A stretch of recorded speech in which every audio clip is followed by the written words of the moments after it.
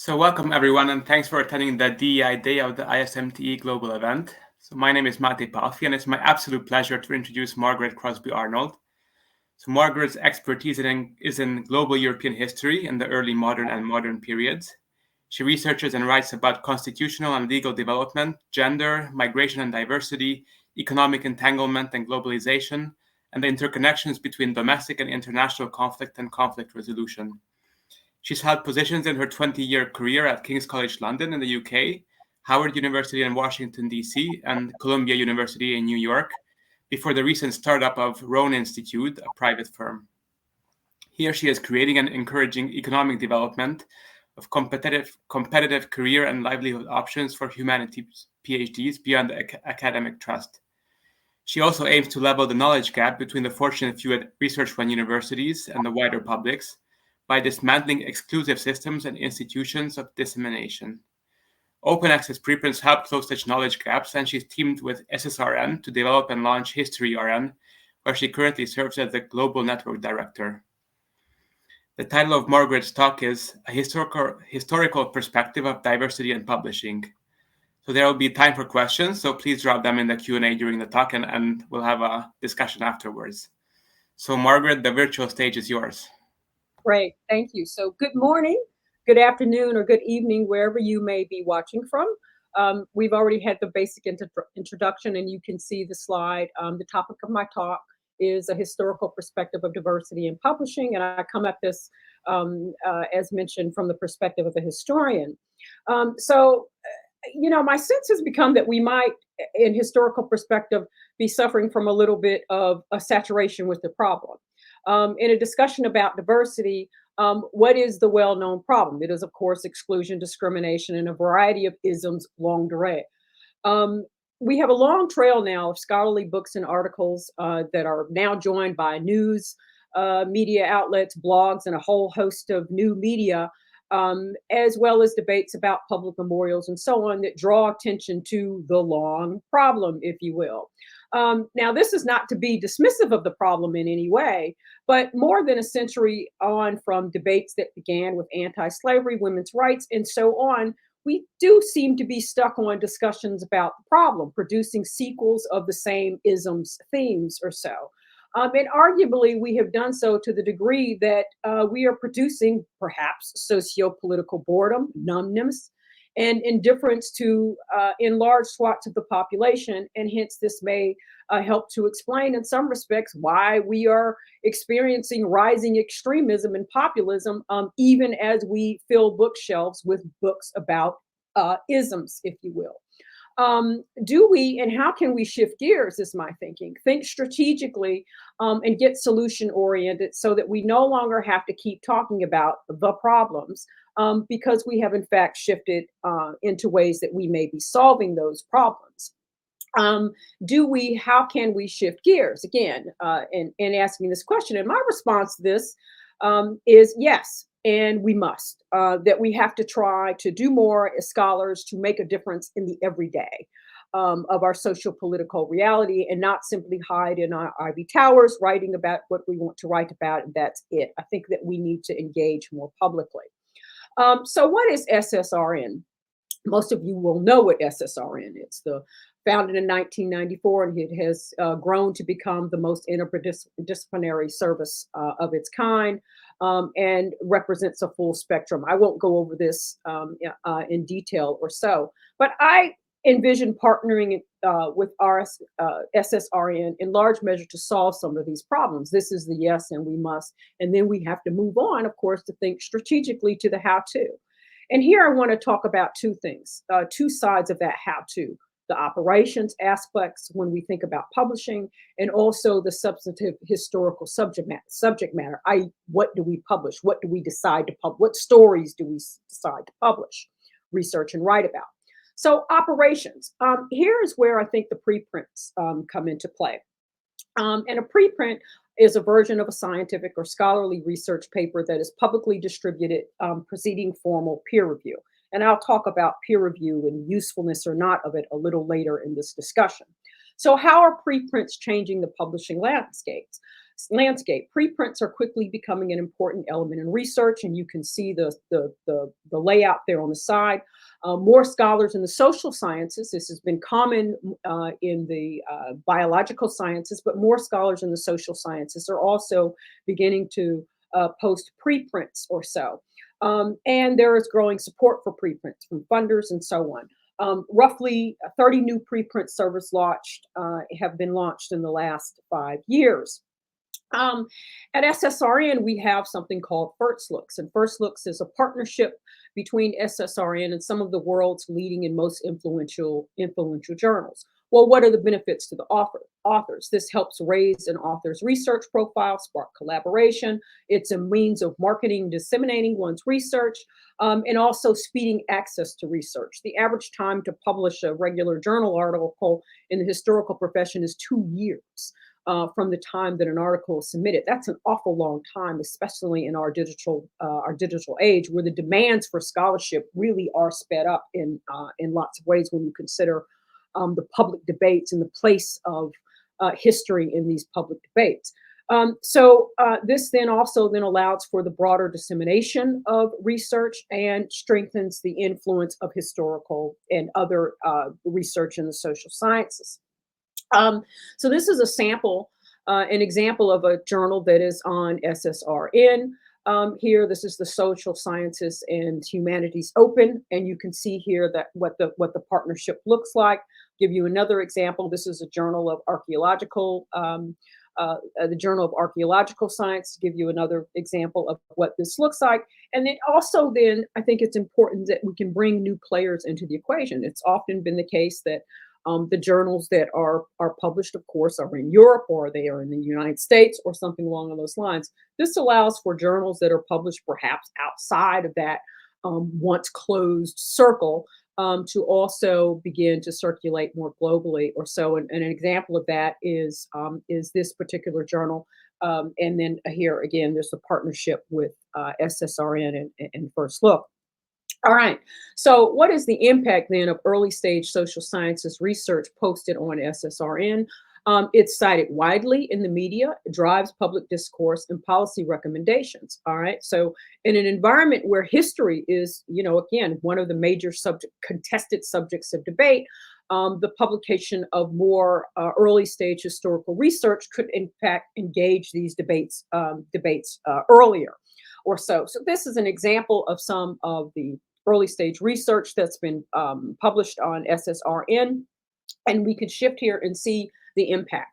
All right, so you see here young people's voices on climate anxiety, government betrayal, and so on was published on SSRN. And then you can see that it was immediately picked up here by this major news source, the BBC. And there are several other examples of this that I could offer, but of course, we don't have time to go through every single example. So, and again, here's another example. So we're able to offer all sorts of metrics or so in terms of publication. Well, how is this useful to traditional journal publishers? Well, if an article or a piece of research is published on SSRN, you can look at those metrics prior to publication, right? And say, this is an article that has been a preprint, in effect, that has been widely read or so, and perhaps this is something we should then consider publishing. So it offers an extra layer of a filter beyond the traditional peer review. The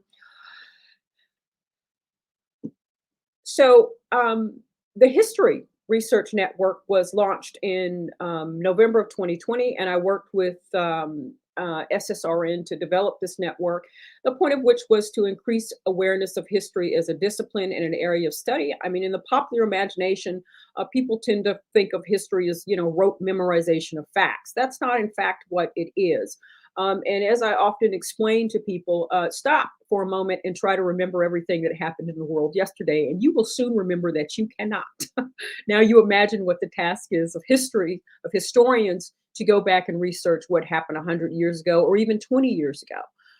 And that kind of helps in a very simple way, explains why historians, the profession of history is an important field of organic ongoing research. What we think we have known about a given moment may change on the basis of new findings, just like archaeological findings. And we also have our journals, just like the medical profession, right? A New England Journal of Medicine of some of the or something of that kind. Well, the problem is that there's a huge gap between what we know history is as professional historians and what public awareness is. We need to try to close these gaps. And again, the point of History RN is also to help close these gaps, or so. All right, so to talk a little bit again about how preprint servers support the discipline of history and the research of professional historians, there are author benefits, and some of these I've already mentioned, to help protect intellectual capital and mitigate against plagiarism, being scooped. This has long been a problem in academia across the board, and certainly it has been a problem for those scholars who've come from underrepresented backgrounds, right? Something is simply lifted, if you will. Preprint servers then also in that way help to support diversity, equality, and inclusion insofar as it helps to support the protection, if you will, of the work of scholars of colors or women or so on, or those groups who are likely to be scooped. It also aids in then sparking collaboration and connecting other researchers with each other. Also, again, I've already mentioned quick access. Instead of 2 years for a journal article to be published or several years for a book, there's immediate access to a scholar's work, and also then broadens the dissemination of research. In terms of institutional benefits, if we were talking, in terms of universities or so, it helps to raise the global profile of history, research faculty within a given institution, also then enhance any sort of assessment of tenure track faculty, and then again also in speeding the dissemination of research, where those and raising the profile for those institutions in which the scholars are affiliated. What are the publisher benefits, which is, of course, the kind of main point in this forum? It offers a metric for the viability of publication, offers pre-clearance, pre-peer review perspectives of a particular manuscript, which I think is of vital importance. And again, when we think about whether or not peer review is useful in these times or not, this does provide an alternative to the traditional anonymous peer review. And it enhances also then corporate social responsibility, standing public access to private taxpayer-funded research, and this then may help against mitigate the backlash that academia has certainly experienced at this point because it is closed. And it also then increases journal brand awareness, readership, metrics, public impact, and potentially also, I would argue, subscriptions. What are the societal benefits? Well, it increases, again, as I've already mentioned, diversity and equality and inclusion in the recognition of research from diverse scholars. It helps, again, mitigate against the old problem of plagiarism, bleaching and or failure to acknowledge and cite the research of underrepresented scholarly populations. And this goes on even at present. I will not mention names, but just last week, there was a tweet from a professor of history who was very upset of a woman of color because a colleague of hers that she respected simply lifted her work and didn't bother to cite her. So this is an ongoing problem or so. It also then will aid in mitigating the marginalization of research by underrepresented scholars that results from current institutionalized, exclusive, and closed peer review editorial board and conference board decisions regarding publication. Peer review has been gatekeeping for a long time, and I think we have to really begin to think about, I'm going to go back to this slide for just a moment, really think about the purpose that peer review has served. It has not created open access. And certainly if you think about the anonymous peer review, it's often the case that, and I've had this happen where I'm sent a manuscript to read. Well, I know absolutely who's written that manuscript or so that it may be anonymous on the side of the particular scholar that has submitted the manuscript, but it's not for me. And so I think we really have to think about whether or not closed peer review needs to continue. And I think that preprint servers offer an opportunity for open peer review. And I think that personally, that we might want to consider tilting toward more open peer review structures and basically getting rid closed peer review altogether. Um, so to shift to the second part, which is the substance of historical subject matters, I would ask, are we reifying segregation, inequality, and exclusion in what we choose to publish? And this is really more of a series of questions. What about the healing power of history? Have we lost sight of the healing power of history? Shouldn't we publish histories that focus on what we want, diversity, equality, and inclusion? Does yet another book about the history of othering, slavery, segregation, discrimination, exclusion, or separate fears offer or pattern a guide to us or the population in terms of taking us forward? What might expanding extremism around the world tell us about the ineffectiveness of the course that we've been on? In other words, filling bookshelves with histories of othering. Should we perhaps start to question the behavior historical writing may have inadvertently patterned for people about, quote, their proper place, immemorial place in society? Are we not, in some respects, running the risk of telling people, yes, those people belong there? And may that in some way be inhibiting progress? These are questions that I think we need to think about. Um, and I want to offer up an old lesson, if you will. It's not really that old, but kind of an old lesson from gender historians. And in particular, here I'm thinking of Joan Scott. Gender, that should be as a useful category of analysis, and gender in the politics of history. And just to summarize what Joan Scott said in the mid-'80s was, in effect, well, thank you, women's historians. You've written a bunch of books that basically say women should be home, raising kids in their separate sphere, bouncing babies. And in effect, reified the place in which reified confinement of women to a separate sphere. And she questioned that. She said, perhaps we ought to look back and see if something else was going on. Perhaps it wasn't the case that women were always confined to a separate sphere. Maybe we need to look and see if they exercised any power and how might they have exercised power. And when historians began to look at this, they found, in fact, women had exercised considerable power in salon culture and so on in the early modern period. And across the board. And that changed significantly not only the way history was written, but also the way you think, or way we begin to think about the proper place of women in society. And I think that we need to think about this again as it relates to other groups in society. And so I put the question in red here in terms of historical writing. Are we reifying segregation, inequality, and exclusion? Right. So when you think about manuscripts that are submitted, what are you reifying? Okay, I guess would be the question. And then, again, to come back with some more question, maybe it is time to move on to researching and publishing histories about those who performed diversity, equality, and inclusion. Maybe we should write more about one anothering instead of saturating the public space with othering.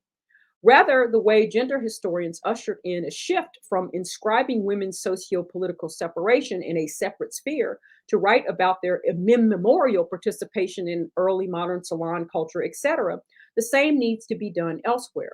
A history of diversity that offers an immemorial histories of those who performed, even if against the grain, diversity, equality, and inclusion. Maybe we need to think about that. Those histories also occurred, and maybe we need to fill bookshelves with as many books about that as we do about othering or so. And we can do this from antiquity to present. And these are just a couple of slides. The slide here, I don't know if you see this. This is of coins of the Roman Emperor Septimius Severus and his wife Julia Domna. Septimius Severus was North African. And his wife, Julia Domna, was Syrian. And here you have a picture here of a royal guard of August the Strong. This is in Poland in the middle of the 18th century or so. This picture here in the middle is the Chevalier de Saint George. He was one of the leading composers of the middle of the 18th century in France and around Europe, tutor to Marie Antoinette, and very well known at the time or so. This image here is a person who was named Cucci, but he was in fact, or nicknamed Cucci, if you will, but he was in fact the adopted son of the king and queen of Sweden. And this is in the middle of the 18th century or so. And this here is an image of a cross. It was a wooden cross that once stood in a place called Pew in France or so, and it was to commemorate a village of South Asian Indian weavers who had come to the village and lived there for 2 years or so in what was an experimental cotton weaving factory and school. And the point of the school was, in fact, to teach local French girls Indian, if you will, weaving methods or so. So this was a fundamentally an important transfer of technology when we think about the Industrial Revolution. So my point is that in terms of the operations as well as in terms of the substance of what we publish or what is being published, might we think about moving on? So thank you for your time, and I'm happy to take any questions.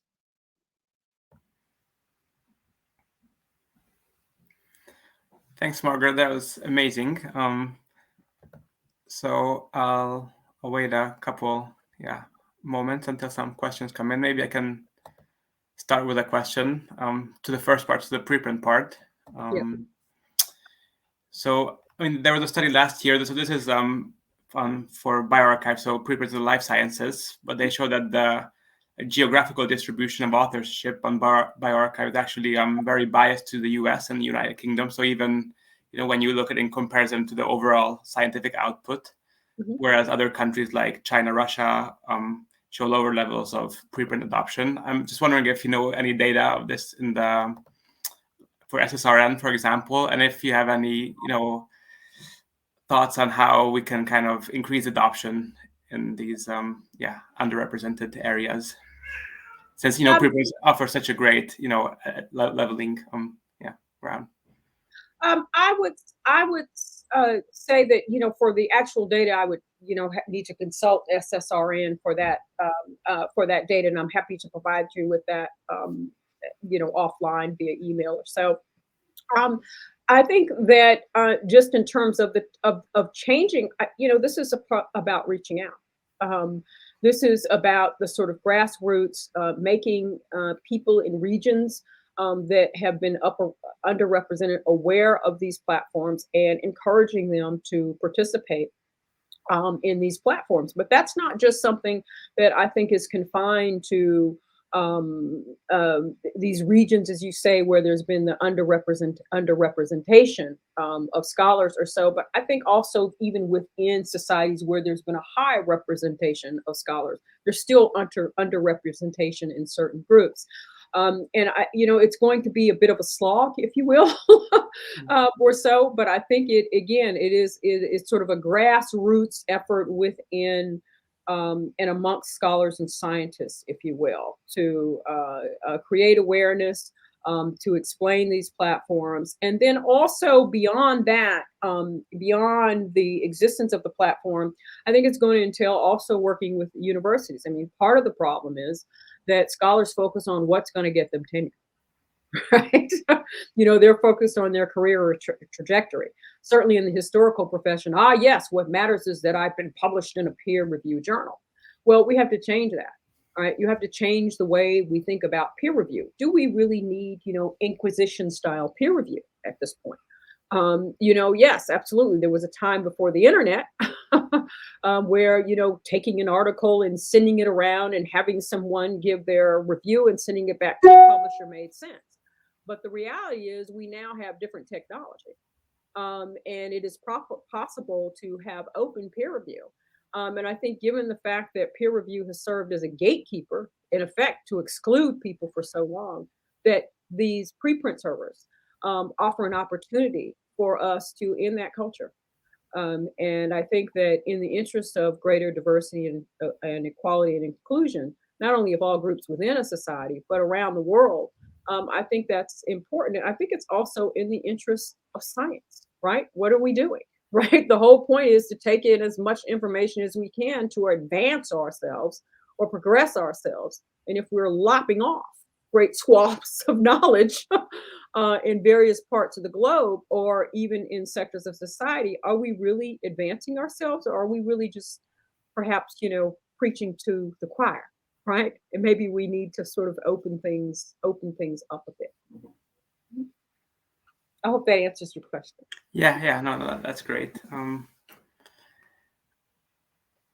Yeah, I'm also wondering, like in history research, I guess there's also a lot of resources that are not in English, and maybe a lot of publications not in English. Right. Exactly. I mean, that is the other is that most of the publications are in English.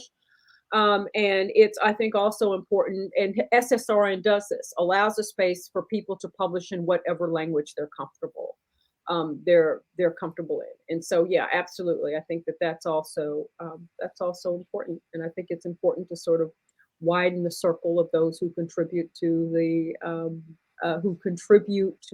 development of knowledge and the development of intellectual capital. That has been a very, very closed circle for a long time, and I think opening that circle is of a vital importance. Yeah.